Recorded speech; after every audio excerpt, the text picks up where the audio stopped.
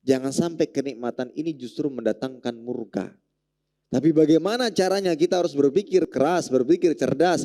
Anak dan istri kita harus mendatangkan kenikmatan yang jauh lebih besar. Bukan hanya di dunia, tapi yang kita inginkan adalah di akhirat kelak. Mereka itu ladang amal kita.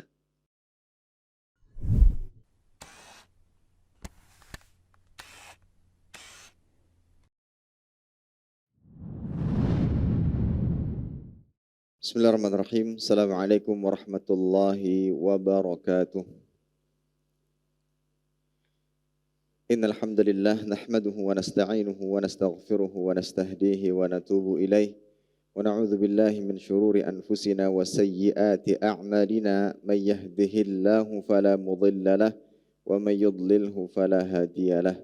Asyhadu an la ilaha illallah wahdahu la syarika lah wa asyhadu anna Muhammadan abduhu wa rasuluhu la nabiyya wa la rasula ba'dah.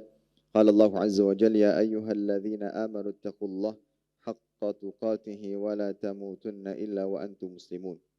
Ya ayyuhan nasu taqu rabbakumul ladzi khalaqakum min nafsin wahidah wa khalaqa minha zawjaha wa batha minhuma rijalan katsiran wa nisaa'a wattaqullaha alladzi tasaaluna bihi wal arham innallaha kana 'alaikum raqiba. يا أيها الذين آمنوا اتقوا الله وقولوا قولا سديدا يصلح لكم أعمالكم ويغفر لكم ذنوبكم ومن يطع الله ورسوله فقد فاز فوزا عظيما أما بعد فإن أصدق الحديث كتاب الله وخير الهدي هدي محمد صلى الله عليه وسلم وشر الأمور محدثاتها فإن كل محدثات في الدين بدعة وكل بدعة ضلالة وكل ضلالة في النار. A'yadzam billahi minan nar. Para hadirin sekalian, Bapak Ibu, saudara-saudari kaum muslimin dan muslimat rahimani wa rahimakumullah taala. Alhamdulillah senantiasa kita panjatkan rasa syukur kita kepada Allah Subhanahu wa taala atas segala limpah nikmat dan karunia yang Allah Jalla wa ala berikan kepada kita. Dan salah satu nikmat yang patut kita syukuri adalah kemudahan untuk belajar dan menimba ilmu agama. Sebagaimana yang telah disampaikan bahwa termasuk kesalahan seseorang ketika dibalik ia duduk dan menimba ilmu agama hanya menginginkan ilmu dan wawasan yang baru. Tujuan seseorang mendapatkan ilmu, mempelajari ilmu adalah agar ilmu tersebut hidup dalam dirinya dan agar ia mengamalkannya. Syekh Muhammad bin Shalih Al-Utsaimin rahimahullah ta'ala mengatakan, yajibu ala talibil ilm al-hirsu ala al-mudhakarah wa dhabti ma ta'allamahu imma bihifdhihi fi sadrihi aw kitabatihi fa innal insan aradatun linisyan fa idza lam yahris ala al-muraja'ah wa takrir ma ta'allamahu fa inna dhalika yudayyi'u minhu wa yansahu. Beliau mengatakan wajib bagi seorang talibul ilm bersemangat untuk bermudzakarah, untuk selalu mengulang-ulang pelajaran, sehingga majelis ilmu yang dihadiri bukan hanya sekedar untuk mencari atau mendapatkan ilmu baru atau wawasan yang baru, akan tapi salah satu tujuannya untuk mudzakarah, untuk mengulang dan mengingat kembali pelajaran dan ilmu yang pernah disampaikan. Dan juga hendaknya seorang talibul ilm untuk menguatkan atau menjaga ilmu dalam dirinya, imma bihifdhihi fi sadrihi au kitabatihi, entah dengan cara menghafalnya atau dengan menulisnya. Fa innal insan aradatun linisyan, karena manusia itu mudah untuk lupa. Itu penyakit manusia. Ya. Fa idza lam yahris 'alal muraja'ah wa takrir ma ta'allamahu, apabila dia tidak memiliki semangat untuk muraja'ah, mengulang-ulang apa yang dia dapatkan, maka hal tersebut merupakan penyebab dia bisa kehilangan atau lupa atas ilmu yang telah didapatkan. Ini pesan yang amat berharga yang beliau sampaikan bagi para tulabul ilm, bahwa hendaklah mereka semangat menimba ilmu agama, semangat belajar, dan yang harus difahami bahwa duduknya seorang talibul ilm dalam majlis ilmu bukan hanya sekedar untuk mencari wawasan baru, ilmu baru, akan tapi tujuannya agar ilmu itu terjaga dalam dirinya, baik dengan senantiasa mengulang-ulangnya, sehingga ketika ada pelajaran atau pembahasan yang sifatnya berulang, kita tetap semangat untuk mendengarkannya. Karena bagian daripada cara agar ilmu tersebut tetap hidup dalam diri kita. Dan kemudian kita amalkan serta kita dakwahkan. Baik para hadirin sekalian, salawat dan salam senantiasa kita berikan kepada Nabi kita yang mulia Nabi Muhammad SAW serta kerabat beliau, para sahabat dan orang-orang yang senantiasa terus-menerus berada di jalannya sampai hari kiamat kelak. Para hadirin sekalian, Bapak Ibu, saudara-saudari kaum muslimin dan muslimat rahimani wa rahimakumullah. Kita kembali melanjutkan pembahasan kitab Muharramat Istahana Bihan Nas. Dosa-dosa apa saja yang Allah Ta'ala haramkan, akan tapi banyak diremehkan oleh manusia, yang ditulis oleh Fadilatul Syekh Muhammad Saleh Al-Munajjid Hafizahullah Ta'ala. Dan pada pertemuan kali ini kita akan membahas dosa menjadi seorang yang dayuth. Ya. Dosa menjadi seorang yang dayuth. Apa itu dayuth? Apa maknanya? Insya Allah kita akan jelaskan dan kita akan sampaikan atau kita akan ulang pada pertemuan ini. Baik para hadirin sekalian yang dimiliki Allah Subhanahu wa taala, ungkapan rumahku surgaku itu merupakan ungkapan yang sering kita dengar, yang menggambarkan keinginan seorang manusia untuk mendapatkan kebaikan serta kebahagiaan dalam rumah tangganya. Rumahku surgaku. Bahkan mungkin ada sebagian yang menuliskan kata-kata tersebut di dinding rumahnya. Ini menunjukkan bahwa setiap manusia menginginkan kebahagiaan di dalam rumah tangganya. Karena cinta kepada istri, cinta kepada anak-anak, itu merupakan fitrah manusia yang Allah Ta'ala tetapkan kepada manusia. Allah Ta'ala katakan dalam surat Ali Imran ayat 14, Zuyyina linnasi hubbus syahawat minan nisa wal banin wal qanatiril muqantara ila akhir ayat. Dijadikan indah pada pandangan manusia kecintaan kepada apa-apa yang diinginkan, yaitu wanita-wanita, istri-istri, anak-anak, harta yang banyak, dan seterusnya ila akhir ayat. Bersamaan dengan itu, nikmat keberadaan istri dan anak ternyata juga merupakan ujian. Selain itu nikmat sebagaimana dua orang pasangan, suami istri ya. Ya, dua orang yang berpasangan, suami istri. Ketika mereka setelah menikah, mereka mendambakan mendapatkan seorang anak, baik putra atau putri. Ketika diberikan Allah Ta'ala anugerahi mereka dengan seorang anak buah hati, di satu sisi dia adalah nikmat, di sisi lain dia adalah ujian.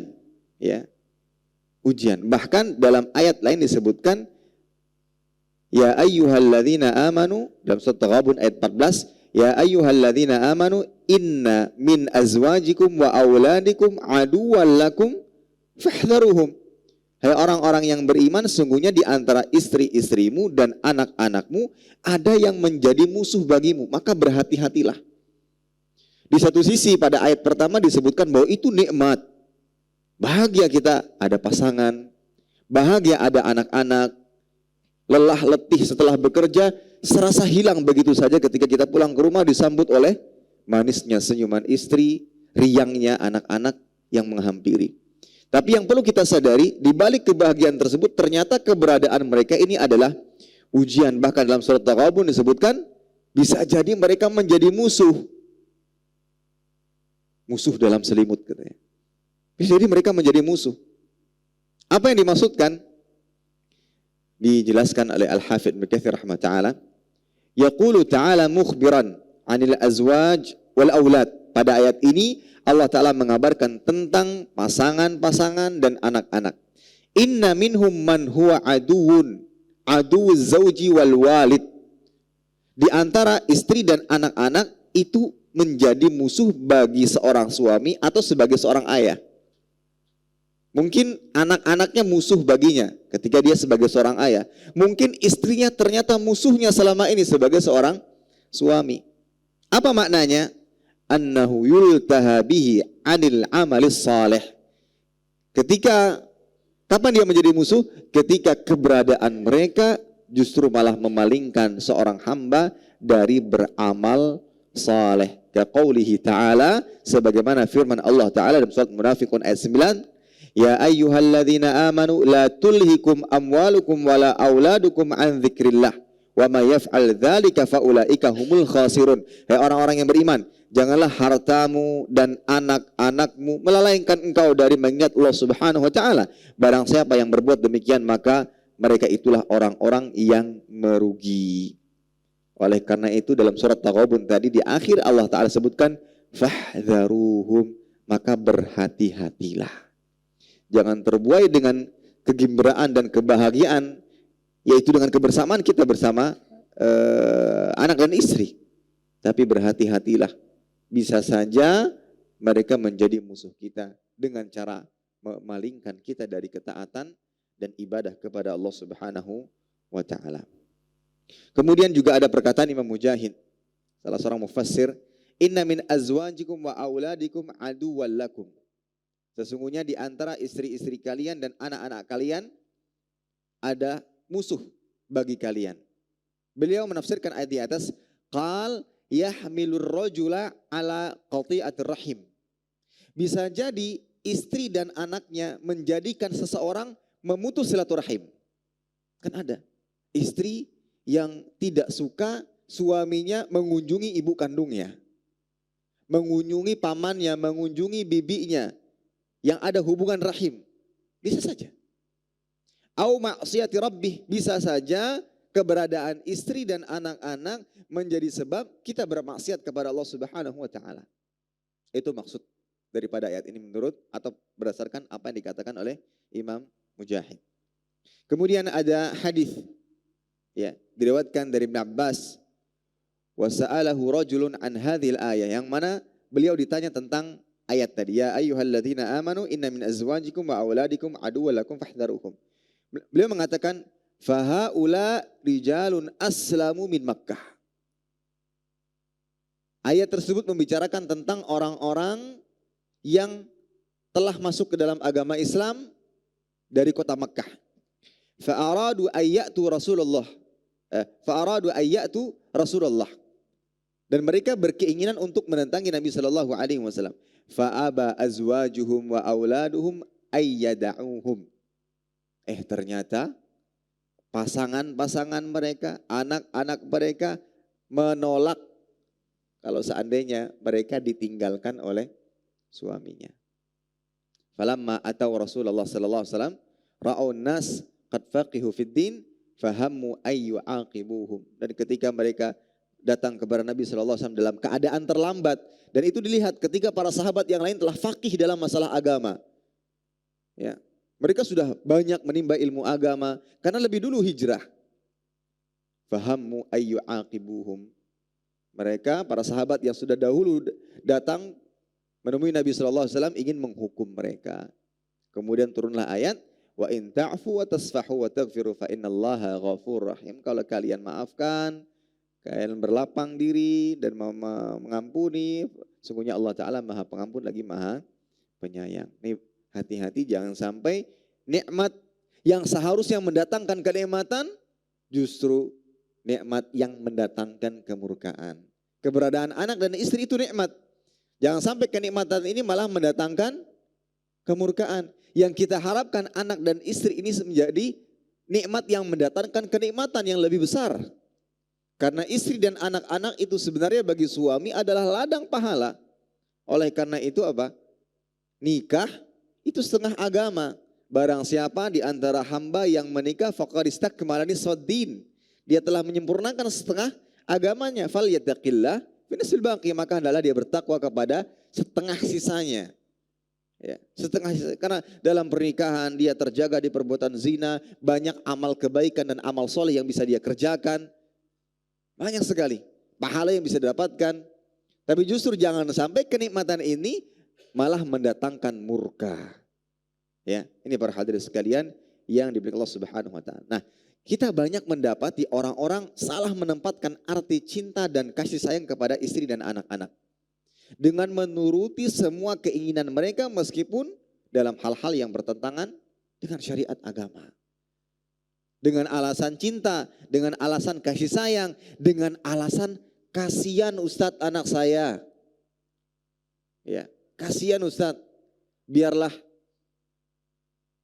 Seharusnya di usia 7 tahun, anak sudah mulai diajari untuk sholat.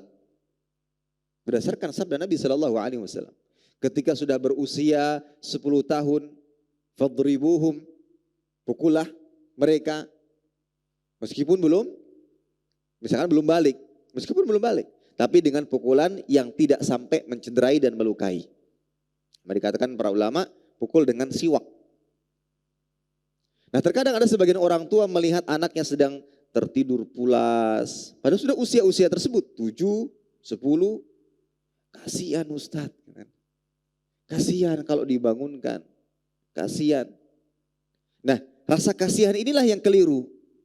Mungkin dasar utamanya adalah kecintaannya kepada anak-anaknya. Maka pada saat itu anak akan menjadi musuh kita. Karena dia menghalangi kita dari ketaatan kepada Allah Subhanahu wa taala. Ya. Karena cinta yang begitu besar kepada anak yang melebihi kecintaannya kepada Allah Subhanahu wa taala. Padahal kalau seandainya kita kaitkan dengan kesehatan anak, misalnya anak sedang sakit. Ya, sedang sakit. Misalkan ya mungkin batuk. Tiba-tiba anak ini ingin minum es krim atau yang semisalnya, yang kita tahu minuman itu bisa memperparah batuknya. Apakah kita akan beralasan kasihan kemudian kita akan memberikannya? Enggak kan? Ya, sesayang apapun kita kepada anak, maka pada saat itu kita akan bagaimanapun kita akan berusaha untuk memberikan pengertian kepadanya. Nah, seharusnya dalam masalah agama lebih lagi. Kita berusaha menasehati, mendidiknya agar lebih taat kepada agama. Baik, Syekh Abdurrahman As-Sa'di rahimahullah ta'ala menafsirkan ayat tadi. Ya ayyuhalladzina amanu inna min azwajikum wa auladikum aduwwan lakum fahdharuhum. Beliau mengatakan, wa nafsu majbulah ala mahabbatil aulad wa azwaj wal aulad. Fa nasaha ta'ala ibadahu an tujib lahum hadhil mahabbah al-inqiyad li matalibil azwaj wal aulad. Karena jiwa manusia itu memiliki fitrah untuk cinta kepada istri dan anak-anak, maka dalam ayat ini Allah Ta'ala memperingatkan hamba-hambanya agar jangan sampai kecintaan ini menjadikan mereka menuruti semua keinginan istri dan anak-anak mereka dalam hal-hal yang dilarang oleh syariat. Walau kana fiha ma fiha minal mahdhur syar'i. Tapi yang seharusnya apa? Harusnya adalah waraghabahum fi imtithali awamirihi wa taqdimi mardhati. Yang seharusnya dia harus memotivasi agar menjalankan perintah-perintah Allah Subhanahu wa taala dan mengedepankan ridha Allah Subhanahu wa taala. Ya. Baik. Oleh karena itu para hadirin sekalian, seorang suami atau seorang bapak yang benar-benar menginginkan kebaikan dalam keluarganya, hendaklah dia menyadari kedudukannya sebagai pemimpin rumah tangga, bukan sebagai pesuruh rumah tangga. Apa saja yang diinginkan oleh istri dan anak-anak dituruti, tidak. Posisikan dirinya sebagai pemimpin yang memiliki kewajiban untuk membawa dan mengiring mereka kepada kebaikan, kepada kebenaran. Dan bukankah itu yang kita inginkan? Bukankah kita menginginkan kebahagiaan bukan hanya sekadar di dunia, tapi di akhirat? Maka jadikan kita berposisi sebagai seorang pemimpin. Allah Ta'ala katakan dalam surat An-Nisa ayat 34, Ar-rijalu qawwamuna 'alan nisa bima faddalallah ba'dahum 'ala ba'd wa bima anfaqu min amwalihim. Kaum laki-laki itu adalah pemimpin bagi kaum wanita. Oleh karena Allah telah melebihkan sebagian mereka, yaitu laki-laki, atas sebagian yang lainnya, yaitu wanita. Syekh Abdurrahman As-Sa'di rahimahullah mengatakan qawwamuna 'alaihim biilzamihin bihuquqillahi ta'ala. Kaum laki-laki itu pemimpin bagi kaum wanita dengan mengharuskan para wanita melaksanakan hak-hak Allah. Itulah pemimpin. Ya. Seorang pemimpin harus memerintah, meluruskan istri dan anak-anaknya agar senantiasa melaksanakan hak-hak Allah Subhanahu wa taala. Minal muhafadzah ala faraidih wa kaffahum ya wa kaffihim anil mafasid, yaitu juga memerintahkan mereka dengan menjaga kewajiban-kewajiban dari Allah Ta'ala dan mencegah mereka dari keburukan-keburukan. Warijal alaihim an yulzimuhum bidzalik, dan seorang laki-laki wajib untuk mewajibkan para istri dengan hal-hal tersebut. Wa qawamuna alaihim aidan bi infaqi alaihim, dan juga seorang laki-laki adalah pemimpin bagi wanita dalam masalah berinfak kepada mereka. Ya, memberikan infak.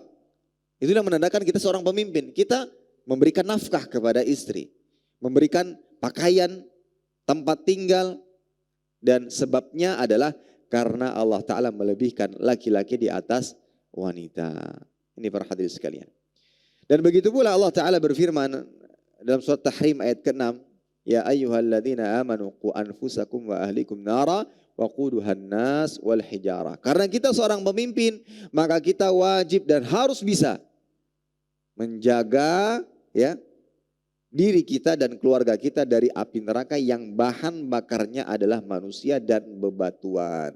Dan ingat sabda Nabi sallallahu alaihi wasallam, kullukum ra'in wa mas'ulun an ra'iyatihi. Setiap kalian adalah pemimpin dan akan ditanya tentang kepemimpinannya. Dan disebutkan warrajulu fi ahlihi ra'in wa huwa mas'ulun an ra'iyatihi. Di antaranya disebutkan bahwa seorang laki-laki kepala rumah tangga adalah pemimpin dan pengatur terhadap keluarganya dan akan ditanya tentang kepemimpinannya. Jadi ketika ditanya tentang yaumul hisab, tatkala diminta pertanggungjawaban sebelum istri dan anak-anak kita ditanya, maka kitalah yang pertama kali akan ditanya. Ya. Kita yang akan bertanggung jawab sebelum mereka. Baik, itu sebagai muqaddimah yang harus kita sadari baik-baik. Istri, anak-anak itu nikmat. Jangan sampai kenikmatan ini justru mendatangkan murka. Tapi bagaimana caranya? Kita harus berpikir keras, berpikir cerdas. Anak dan istri kita harus mendatangkan kenikmatan yang jauh lebih besar. Bukan hanya di dunia, tapi yang kita inginkan adalah di akhirat kelak. Mereka itu ladang amal kita. Setiap bibit-bibit kebaikan yang kita tanamkan kepada mereka, kemudian mereka amalkan, itu akan menjadi pahala jariah. Meskipun kita telah dikuburkan, meninggal dunia dan dikuburkan. Ya. Satu bacaan Al-Quran yang kita ajarkan kepada anak kita, satu surat misalnya, dia baca secara terus menerus, itu menjadi amal soleh. Ya. Itu menjadi amal soleh.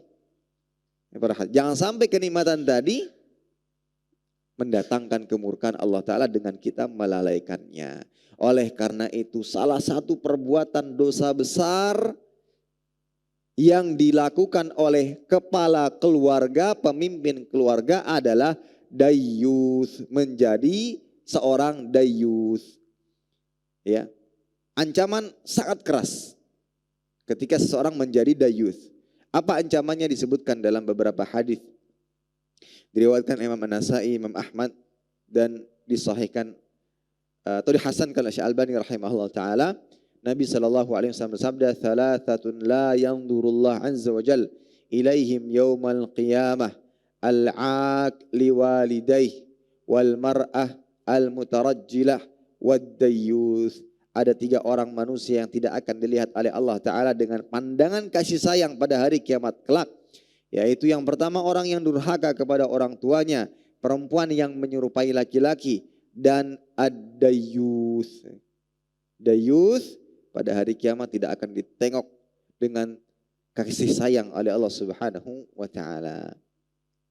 Dalam hadis yang lain juga disebutkan, thalathatun harramallahu tabaraka wa ta'ala alaihimul jannah, mudminul khamr wal 'aq wad dayyuth alladhi yuqirul khabatha fi ahli. 3 golongan yang Allah haramkan surga atas mereka. Bayangkan diharamkan surga. Ya, diharamkan surga atas mereka. Siapa? Pencandu minuman keras, anak durhaka kepada orang tuanya, dan dayyuth yang membiarkan kemaksiatan pada istrinya atau keluarganya. Dalam hadis yang lain lagi disebutkan, ya, diriwayatkan Imam Baihaqi, Nabi bersabda, "Thalathatun la yadkhulunal jannah." 3 orang yang tidak masuk surga abadan. Ad-dayyuth warrujulah minan nisa wa mudminul khamr. Yaitu dayyuth, pencandu wanita yang menyerupai laki-laki, dan pecandu khamar. Para sahabat bertanya, "Ya Rasulullah, amma mudminul khamr faqad arafna, famad dayyuth?" Adapun orang pecandu khamar kami sudah mengerti maksudnya. Lantas apa yang dimaksud dengan dayyuth? Beliau mengatakan, alladzi la yubali man dakhala ala ahli. Yaitu seseorang yang sama sekali tidak peduli siapa yang mendatangi anak istrinya, putri dan istrinya. Ya. Dan para sahabat bertanya lagi, lalu apa wanita ar-rajulah? Beliau mengatakan wanita yang menyerupai laki-laki. Berdasarkan hadis di atas, para ulama mengatakan dayyus itu adalah alladzi la ghiratalah, seorang laki-laki yang tidak memiliki rasa cemburu positif. Ya. Seorang laki-laki yang tidak memiliki cemburu positif, yaitu laki-laki yang membiarkan maksiat terjadi pada keluarganya padahal itu menjadi tanggung jawabnya. Terjadi pada putrinya, terjadi kepada istrinya, namun dia biarkan. Dia biarkan dengan alasan cinta, kasihan, sayang. Ya. Kemudian ada pengertian lain. Huwallazi la yagharu ala ahlihi wa maharimihi wa yardha bil ma'siyah wal fahisyah. Dayyus, suami yang tidak cemburu, tidak risih, bahkan membiarkan anggota keluarganya seperti istri dan putrinya melakukan keharaman dan bahkan dia ridha dengan maksiat tersebut. Ya. Ini dayyus, ya. Ketika seorang istri atau putrinya tidak berhijab, ya, melakukan maksiat, tidak menutup aurat dengan baik atau berpakaian yang tidak sesuai syar'i, maka itu dayyus. Dia biarkan, itu dayyus. Tidak ada usaha untuk menasihati, maka itu termasuk contoh dayyus, perbuatan dayyus. Apalagi saat ini di era sekarang, ya, seorang wanita dengan hilangnya rasa malunya berjoget-joget di depan ribuan orang. Dengan cara apa?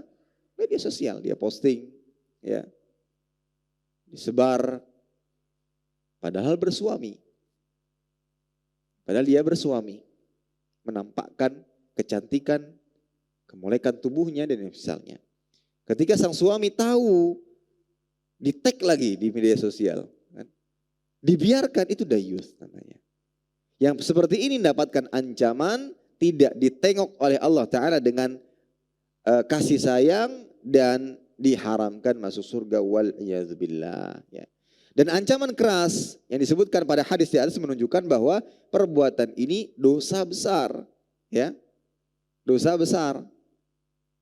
Dan Imam Az-Zahabi mencantumkan perbuatan di atas dalam kitab beliau Al-Kabair, yaitu dayyus. Apa dampak negatif dari perbuatan ini? Tentunya ada dampak buruk. Yang pertama bagi dirinya sendiri dan bagi keluarganya. Kerusakan bagi agama atau bagi dirinya sendiri karena ketika seseorang kehilangan sifat ghirah, ghirah itu cemburu. Kehilangan atau melemahnya sifat ghirah ini yang akan menjadikan dirinya jauh dari kebaikan. Karena kecemburuan itu mendorong seseorang untuk berbuat baik. Kecemburuan yang positif itu mendorong seseorang untuk berbuat baik. Ya.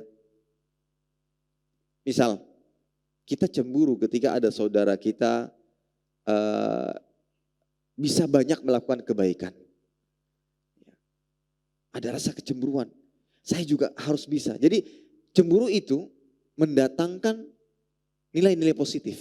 Selama cemburunya baik gitu. Tidak melewati batasan. Dengan kecemburuan itu yang akan mendorongnya untuk berbuat baik.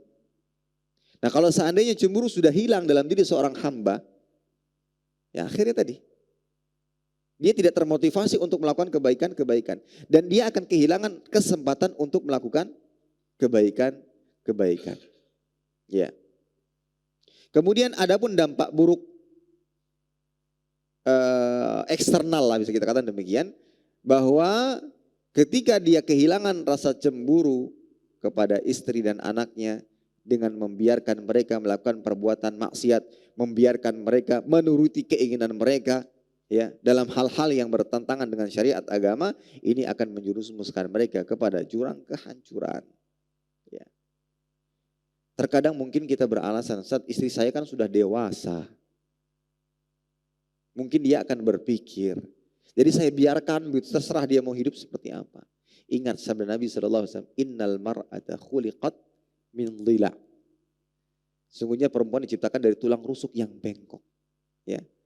Lan tastaqima laka ala tariqah. Sehingga dia tidak bisa terus-menerus dalam keadaan lurus. Perlu dinasihati. Istausu bin nisa khairan. Berwasiatlah kalian kepada wanita, yaitu istri-istri kalian dengan baik. Dalam hadis yang lain, naqisatu aqlin wa din. Ya, naqisatu aqlin wa din. Orang yang kurang atau lemah akalnya dan agamanya. Dijelaskan lemah akalnya karena persaksiannya sendiri tidak diterima. Kemudian lemah agamanya karena mungkin ada beberapa waktu yang mana dia tidak bisa menjalankan agama secara sempurna. Ketika haid, nifas. Dan kalau realitas saja, terkadang wanita itu lebih mengedepankan perasaan dibandingkan logika dan akal. Sehingga mereka butuh bimbingan.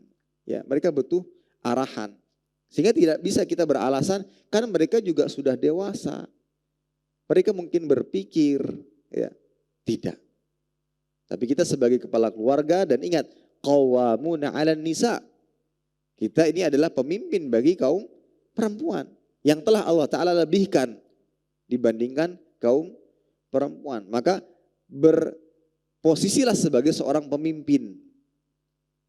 Kita tahu mana hak dan mana yang batil, maka ketika kita ketahui itu terjadi dalam rumah tangga kita, maka harus ada sikap. Ya. Ketika ada yang melenceng, kebiasaan-kebiasaan yang keliru, maka pada saat itu hendaklah kita berusaha untuk meluruskannya, ya. Berusaha untuk meluruskannya. Dan ingat, menjadi tanggung jawab besar kita sebagaimana Allah Ta'ala katakan tadi, ya ayyuhalladzina amanu qu anfusakum wa ahlikum nara. Wahai orang-orang beriman, jagalah diri kalian dan keluarga kalian dari api neraka.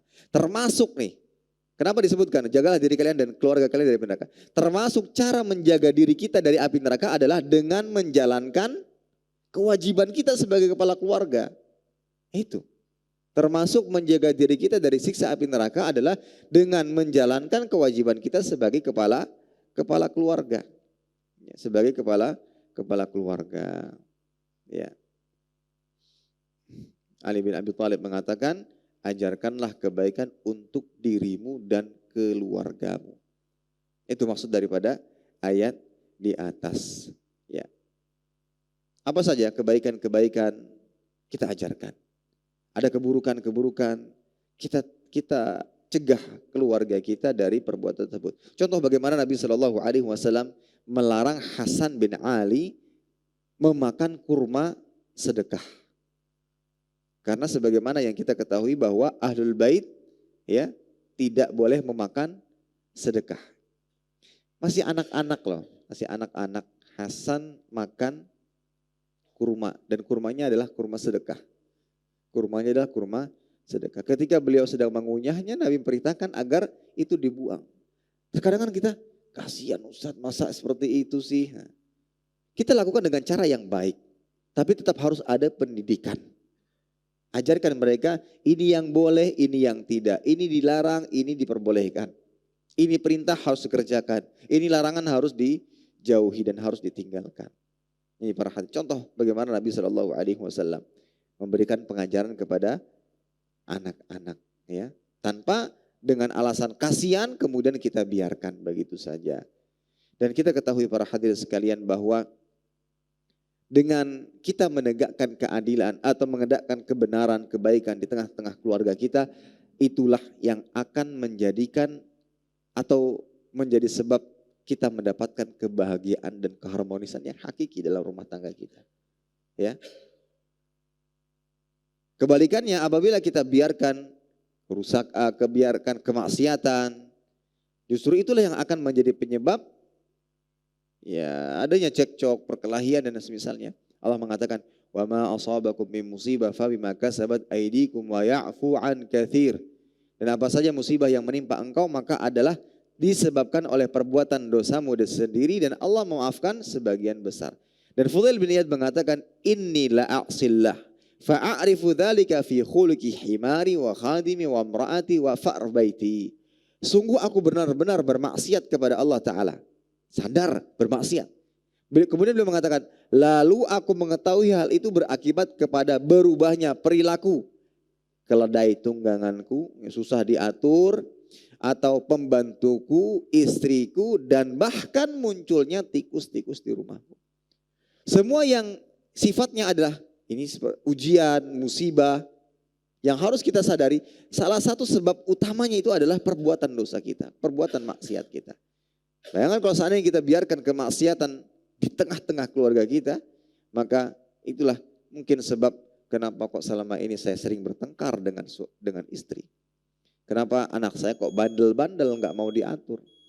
Maka sebagai bahan introspeksi diri, jangan-jangan ini karena dosa. Meskipun bisa juga itu ujian bagi orang-orang yang beriman. Tapi yang pertama yang harus kita sadari adalah bisa jadi ini adalah perbuatan dosa. Allah Ta'ala. Baik, kita lanjutkan. Timbul pertanyaan, apakah dayuth juga berlaku bagi seorang wanita? Ya. Maka jawabannya Allah Ta'ala alam bisawab, memang hadis itu ditujukan kepada seorang laki-laki. Dilihat dari sisi dia adalah seorang pemimpin dan tanggung jawabnya lebih besar daripada kaum wanita. Sehingga yang disebut dengan dayuth di sini adalah kalangan laki-laki.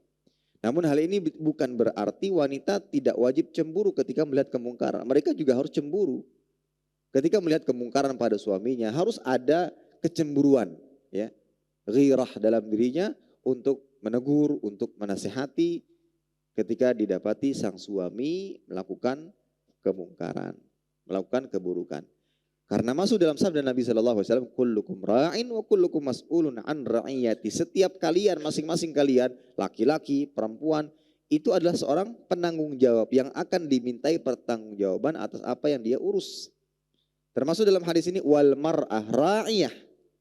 Dan seorang wanita dia adalah seorang penanggung jawab dalam rumah tangganya. Dan dia juga akan diminta pertanggungjawaban atas hal tersebut. Ya. Jangan sampai mendiamkan kemungkaran. Jangan sampai mendiamkan kemungkaran terjadi di rumah tangganya. Baik. Lawan dari dayuth adalah al-ghayur, yang artinya seseorang yang memiliki rasa cemburu. Dan kecemburuan itu dibutuhkan dalam sebuah rumah tangga. Kadang kecemburuan inilah yang seringkali menghiasi pernikahan. Perasaan ini terkadang membuat kehidupan rumah tangga semakin hidup, mempesona, yang dimaknai dengan perasaan cinta. Kalau ada yang cemburu itu menandakan kasih sayang, rasa cinta, ya. Dengan catatan bukan cemburu buta yang didominasi oleh nafsu dan bisikan syaitan, tidak benar. Tapi kalau cemburu yang sehat, yang positif, itu justru mendatangkan keromantisan, mempererat benang-benang asmara antara suami dan istri, ya. Itu cemburu yang baik. Tapi kalau cemburu buta, ya ini pasti mendatangkan madarat, ya. Cemburu buta itu mendatangkan madarat. Dikatakan bahwa cemburu itu ada dua macam. Pertama, cemburu yang dengannya seseorang dapat memperbaiki keadaan rumah tangga, mendatangkan kebahagiaan dalam rumah tangga. Dan yang kedua adalah cemburu yang dapat menyebabkan seseorang mendapatkan kerusakan, bahkan bisa menggiringnya kepada neraka wal iyadzubillah. Hal ini disebutkan di dalam hadis yang mana Nabi SAW bersabda, Ya, anna Rasul sallallahu alaihi wasallam qala inna minal ghirah ma yuhibbullah wa minha ma yabghadullah. Fal ghirah allati yuhibbullah al-ghirah fi raibah wal ghirah allati yabghadullah al-ghirah fi ghair raibah. Ada dua jenis cemburu yang dicintai, ada jenis cemburu yang dicintai oleh Allah, ada pula yang dibencinya. Yang disukainya yaitu cemburu tatkala ada sangkaan atau tuduhan.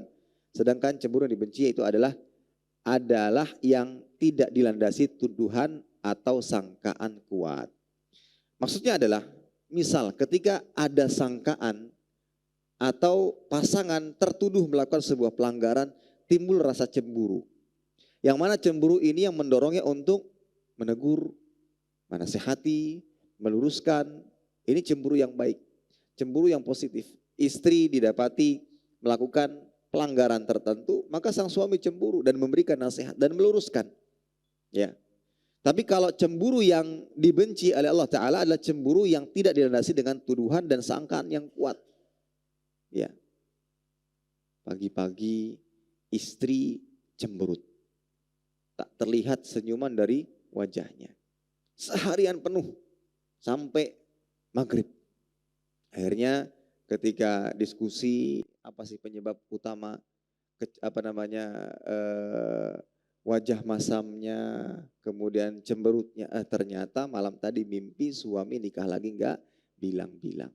Ternyata dengan sebab mimpi akhirnya terjadi cekcok antara suami dan istri. Nah, ini cemburu yang tidak didasari dengan sangkaan yang kuat. Mimpi enggak bisa menjadi alasan dasar atas pelanggaran yang dilakukan oleh suami. Ya. Terlalu posesif ya. Ya, terlalu memata-matai, ini juga tidak baik. Cemburu buta itu tidak baik.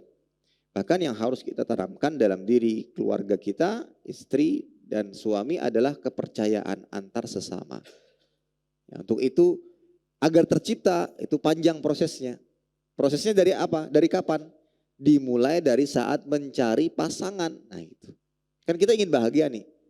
Proses untuk mendapatkan kebahagiaan itu bukan hanya sekedar ketika sudah menjadi suami istri baru mulai belajar, tidak. Bahkan yang belum menikah dimulai dari saat dia mencari pasangan. Bagaimana sih kriteria pasangan yang baik? Karena yang dia inginkan adalah kebahagiaan. Agar timbul saling percaya satu sama lain. Agar nanti tetap ada kecemburuan ketika salah satu pasangan melakukan pelanggaran, dinasehati. Gitu. Disebutkan dalam hadis Sa'ad bin Ubadah berkata, qala Sa'ad, "Lau ra'aitu rajulan ma'amra'ati la dharabtuhu bis-sayf ghaira musaffih." Faqala Nabi sallallahu alaihi wasallam, "Ata'jabuna min ghirati Sa'ad? La ana aghyaru minhu wallahu aghyaru minni." Sekiranya aku melihat seorang laki-laki bersama dengan istriku, niscaya aku tebas dengan pedang. Maka ucapan ini akhirnya sampai kepada Nabi sallallahu alaihi wasallam yang mungkin mengherankan sebagian sahabat yang lainnya. Maka beliau mengatakan, "Apakah kalian heran terhadap kecemburuan Sa'ad? Demi Allah, aku lebih cemburu daripada Sa'ad dan Allah lebih cemburu daripada aku." Ini menandakan bahwa kecemburuan itu ya mendatangkan hal-hal positif. Selama cemburunya tadi apa? Didasari akan kebenaran, gitu. Sangkaan kuat, ya, bukti kuat terjadinya pelanggaran syariat. Nah itu kita cemburu. Gimana cemburu ini mendorong kita apa? Menasihati, menegur, mencari solusi yang terbaik. Tapi kalau cemburu buta, cemburu yang melampaui batas itu selalu mendatangkan keburukan, ya, keburukan bagi rumah tangga. Ya. Ibnu Qayyim mengatakan yang artinya cemburu itu mempunyai batasan. Jika batasan ini dilanggar, maka ia akan berubah menjadi tuduhan dan prasangkaan yang buruk terhadap orang yang baik. Dan jika kurang dari batasan, maka dia akan berubah menjadi kelalaian dan kesembronoan, ya. Sembrono. Jadi cemburu itu punya batasan normal. Kalau berlebihan akan mendatangkan keburukan. Kalau kurang sama sekali ini akan mendatangkan kelalaian. Enggak peduli mau jalan sama siapa kek, mau melakukan apa kek, enggak peduli. Ini juga mendatangkan keburukan. Tapi kalau berlebih-lebihan juga tidak baik. Pertengahan, ya, pertengahan. Kita dasari hubungan suami istri atas dasar kepercayaan. Saya percaya kepada Anda, misalkan suami perjalanan bisnis, safar, keluar kota, kita percaya. Ya, aku titipkan engkau kepada Allah Subhanahu wa taala, Allah Maha melihat. Ya. Sudah percaya. Sampai mungkin ketika dapat berita yang tidak baik, ya kita cross check terlebih dahulu. Kita tanyakan. Ketika sudah mendapatkan sangkaan kuat, bukti kuat, ya mungkin wajar seorang akan menjadi cemburu, kemudian menjadikan arahan, nasihat. Karena yang kita inginkan adalah kebaikan. Ya. Bukan cemburu buta. Ini para hadirin sekalian, Allah Subhanahu wa taala. Banyak sekali yang jatuh kepada dua hal ini. Yang pertama terlalu lalai, tidak cemburu sama sekali, ini keliru. Dan yang kedua malah cemburu buta. Dan ini tidak mendatangkan keharmonisan di dalam rumah tangga. Yang harmonis itu adalah kecemburuan tetap ada, tapi tetap dengan batasan-batasannya, ya, dengan batasan-batasannya. Dan jangan lupa kita dalam setiap harinya untuk selalu berdoa kepada Allah Subhanahu wa taala agar pasangan kita dilindungi dari keburukan, dari godaan-godaan, ya, dari fitnah-fitnah. Itu yang bisa kita lakukan. Banyak-banyak berdoa, ya, banyak-banyak berdoa. Karena kita tidak bisa menjaga hati seseorang padahal kita bukan pemiliknya. Allah Ta'ala yang membolak-balikkan hati manusia. Ya, untuk itu kita berdoa kepada Allah Ta'ala yang membolak-balikkan hati manusia agar senantiasa diberikan keistiqamahan. Ya. Meskipun dia adalah pasangan kita, apakah kita bisa memegang terus perasaannya, hatinya, dirinya? Gak bisa. Ya, gak bisa. Terlebih lagi di luar sana banyak sekali godaan dan fitnah-fitnah yang ada. Kita tanamkan kepercayaan dan kita meminta kepada Allah Ta'ala. Aku titipkan engkau kepada Allah Subhanahu wa Ta'ala. Ya, Umi, saya mau izin atau mau menyampaikan bahwa saya mau safar selama 3 hari. Perjalanan bisnis. Ya, setelah dilihat bahwa suaminya berkata apa adanya dan jujur, maka sang istri berkata silahkan. Ya, dan aku titipkan engkau kepada Allah Subhanahu wa Ta'ala. Jangan lupa Mas, ya nanti kalau sampai berikan kabar, berikan informasi, kepercayaan. Tapi kalau seandainya qaddarallah ma syafar, Allah takdirkan ya ada pelanggaran pada suami, nah disitulah saatnya seseorang muncul rasa cemburu, yang cemburu tersebut akan mendorongnya untuk meluruskan pelanggaran-pelanggaran tersebut. Ya, bukan cemburu buta yang justru malah memberatkan, ya, malah memberatkan. Merasa selalu tidak bebas, itu yang seringkali terjadi. Ya. Baik, ini para hadirin sekalian yang Allah Subhanahu wa Ta'ala. Jadi dalam kehidupan rumah tangga, meskipun terkadang seseorang sudah berusaha dimulai dari masa ta'arufnya, kriteria-kriteria sudah disesuaikan sesuai dengan keinginan, dan yang pertama adalah sesuai dengan apa yang diinginkan dalam agama, apa yang diinginkan oleh diri, sudah sesuai semuanya, ya. Tapi jangan lepas dari berdoa. Ya. Misalkan dari di awal nih, seperti yang terjadi. Di awal biodata, saat ta'aruf, wah luar biasa. Tapi ternyata ketika sudah menikah, ada hal-hal yang ternyata tidak kita ketahui dan tersembunyi dari masa-masa ta'aruf. Ini menandakan bahwa jangan pernah luput dari doa. Usaha kita itu akan sia-sia tanpa doa. Gitu.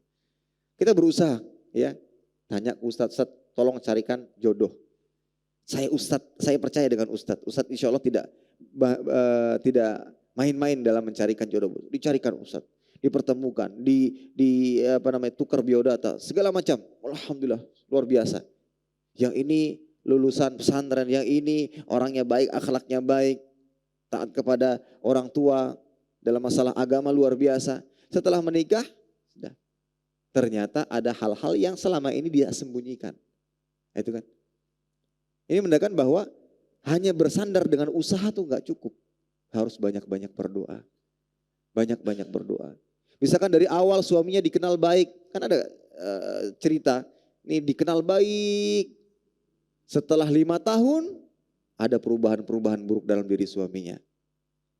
Nah, itu kita gak tahu yang seperti itu. Oleh karena itu kita senantiasa jangan lupa memanjatkan doa kepada Allah Subhanahu wa Ta'ala agar kita, keluarga kita senantiasa dilindungi dari keburukan, diberikan taufik untuk terus menjalankan kebaikan, dan mudah-mudahan kita dan keluarga kita dikumpulkan di surga Allah Subhanahu wa taala nanti. Allahumma amin. Demikian mudah-mudahan yang disampaikan bermanfaat. Kurang dan lebihnya mohon maaf. Kita tutup dengan doa kafaratul majlis. Subhanakallahumma bihamdika asyhadu an la ilaha illa anta astaghfiruka wa atubu ilaik. Wassalamualaikum warahmatullahi wabarakatuh. Terima kasih. Jazakumullah khairan wa barakallahu fikum. Video ini dibuat atas partisipasi dari donasi Anda. Semoga menjadi amal jariah bagi Anda semuanya.